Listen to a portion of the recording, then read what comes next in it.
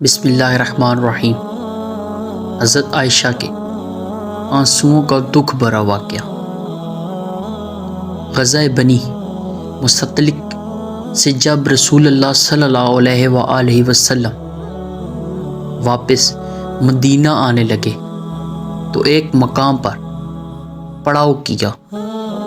اس غزوہ میں آپ کے ساتھ ام المؤمنین عائشہ بنت ابو بکر بھی تھی، جو ایک ہدج میں سفر کرتی تھی، اور چند مخصوص آدمی اس ہدج کو اونٹ پر لادنے اور اتارنے پر مقرر تھے۔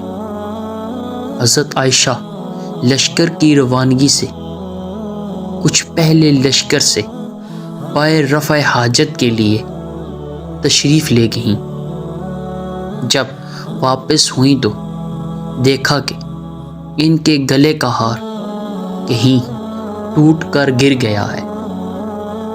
وہ دوبارہ اسی ہار کی تلاش میں لشکر سے باہر چلی گئی اور واپس آنے میں کچھ دیر لگ گئی اور لشکر روانہ ہو گیا۔ آپ کا ہدج لادنے والوں نے خیال کیا کہ آپ اندر تشریف فرما ہیں، کیونکہ آپ کی عمر مبارک اتنی زیادہ نہ تھی تو وزن محسوس نہیں ہوتا تھا۔ انہوں نے ہدج لاد دیا اور پورا قافلہ منزل سے روانہ ہو گیا۔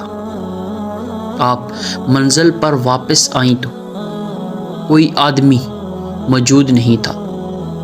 تنہائی اور اندھیری رات سے سخت گھبرائیں اور اکیلے سفر کرنا بھی بہت مشکل تھا، اس لیے آپ یہ سوچ کر لیٹ گئیں کہ جب اگلی منزل پر آپ مجھے نہ پائیں گے تو میری تلاش میں ضرور یہاں آئیں گے۔ آپ لیٹی لیٹی سو گئیں۔ ایک صحابی صفوان بن معطل ہمیشہ لشکر کے پیچھے اس خیال سے چلا کرتے تھے کہ لشکر کا گرا ہوا سامان اٹھاتے چلیں۔ جب اس مقام پر پہنچے تو حضرت عائشہ کو دیکھا۔ چونکہ آپ آیت پردہ سے پہلے ام المؤمنین کو دیکھ چکے تھے تو پہچان گئے اور انہیں مردہ سمجھ کر انا للہ و انا الیہ راجعون پڑھا۔ اس آواز سے حضرت عائشہ جاگ گئیں۔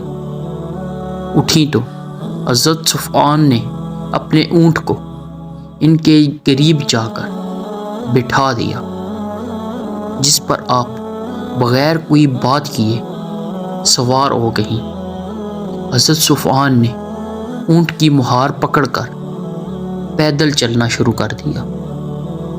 اس طرح آخر کار ام المؤمنین حضور صلی اللہ علیہ وآلہ وسلم کے لشکر میں پہنچ گئی، اور آپ اکیلی تنہا بہت زیادہ پریشان رہیں اور روتی بھی رہیں۔